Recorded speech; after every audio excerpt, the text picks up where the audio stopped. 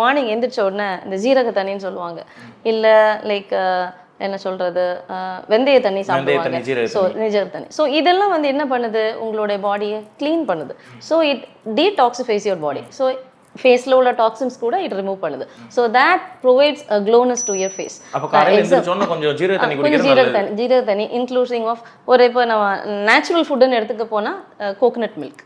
So இதெல்லாமே வந்து தேங்காய் பால். ஸோ ஆனால் யாருமே ஃபாலோ பண்ணுறது இல்லை. ஸோ மார்னிங் எந்திரிச்ச உடனே தேங்காய் பால் யாருமே தேங்காய் பால் எடுக்க மாட்டாங்க. ஆனால் தேங்காய் பாலில் இருக்கிற அந்த இம்யூனிட்டி, ஸோ இப்போ ஒரு ஃபார் எக்ஸாம்பிள் பிம்பிள்ஸோட நிறைய பேர் வராங்கன்னு வச்சுக்கோங்களேன். ஸோ பிம்பிள்ஸ்னா ஐ மீன் பெரிய பெரிய பிம்பிள்ஸோட இருப்பாங்க. ஸோ அவங்களுக்கு வந்துட்டு அந்த ஃபேஸில் பிம்பிள்ஸ் வரதுனால என்ன அர்த்தம், அவங்க ஃபேஸில் ஃபுல்லாக ஜெர்ம்ஸ் இருக்குன்னு அர்த்தம். ஸோ இந்த ஜெர்ம்ஸ் எல்லாம் க்ளீன் ஆகி வெளியே வரணும்னா ஏதாவது ஒரு இம்யூன் பூஸ்டர் கண்டிப்பாக வேணும். ஸோ இது வந்துட்டு ஃபர்ஸ்ட்டு கோகோனட் மில்க்கோ இல்லை ஏதாவது ஒரு ட்ரிங்க், ஐ மீன் மார்னிங் எந்திரிச்ச உடனே இல்லை ஏதாவது ஒரு ஃப்ரூட் ஜூஸ் ஏதாவது ஒன்று எடுத்துக்கோங்க மார்னிங்னு. Just avoid the tea and coffee. So இதை அவாய்ட் பண்ண, இது ஸ்டார்ட்ஸ் ஃப்ரம் மார்னிங் எந்திரிச்ச உடனே டீ காஃபி அவாய்ட் பண்ணுறது ரொம்ப நல்லது, ரொம்ப நல்லது. ஃபர்ஸ்ட் பாயிண்டே கஷ்டமான பாயிண்ட் டீ காஃபி. சரி, அடுத்து வருவோம். இப்போ முதல் பாயிண்ட் அடுத்தது பார்த்தீங்கன்னா யுவர் எக்ஸசைஸ்.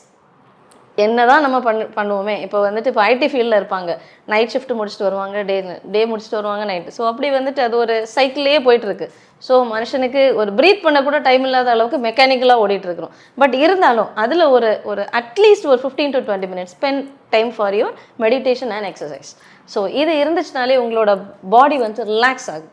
ஸோ எக்ஸசைஸ்ன்னு சொல்லும்போது not only your body exercise, ஃபேஸுக்கு கூட நிறைய எக்ஸசைஸ் இருக்குது. ஸோ உங்களோட சீக் எக்ஸசைஸ் இருக்குது. சிலர் பார்த்தீங்கன்னா சின் வந்துட்டு ரொம்ப பல்கியாக இருக்குன்னு சொல்லுவாங்க, எனக்கு அந்த ஜாலைனே தெரிய மாட்டேங்குது, அப்படியே குழுன்னு இருக்குது அப்படிம்பாங்க. ஸோ இதெல்லாம் வந்துட்டு நம்ம டோன் பண்ணி எடுக்கணும்னா எக்ஸசைஸ் கண்டிப்பாக வேணும். பண்ணாது என்ன ஆகும்னா நாட் ஒன்லி உங்களுக்கு பியூட்டிக்கு கூட மட்டும் இல்லை, லைக் இந்த ரிங்கிள்ஸ் வருது இல்லையா, சுருக்கங்கள் வர்றதை கூட நம்ம அவாய்ட் பண்ணிக்கலாம், தவிர்க்கலாம். ஏர்லியர் ஸ்டேஜில் சுருக்கம் வர அந்த ஏஜ் ஆகிறவங்களை ஒன்றும் பண்ண முடியாது.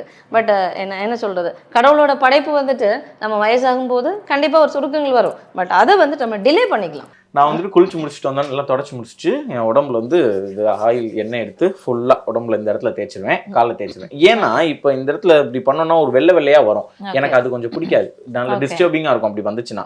அதனால நான் ஆயில் யூஸ் பண்ணுவேன். இது எத்தனை வருஷமா தெரியுமா, 15 வருஷமா இந்த ஹேபிட் எனக்கு, இது நான் யூஸ் பண்ணிட்டு இருக்கேன். இப்போ இதை நான் மாற்றணுமா, இது இல்லாமே எனக்கு ஓகேவா தான் இருக்கு, எனக்கு இன்னும் பெருசாக இது பண்ணுற மாதிரி தெரியல. நான் ஏன் இப்போ ஆயில உடம்புல தேய்க்காம மாய்ஸ்சரைசர்னு ஒன்று போகணும், எனக்கு இப்போ என்ன செய்யும் நான் மாய்ஸ்சரைசர் மாறினேன்?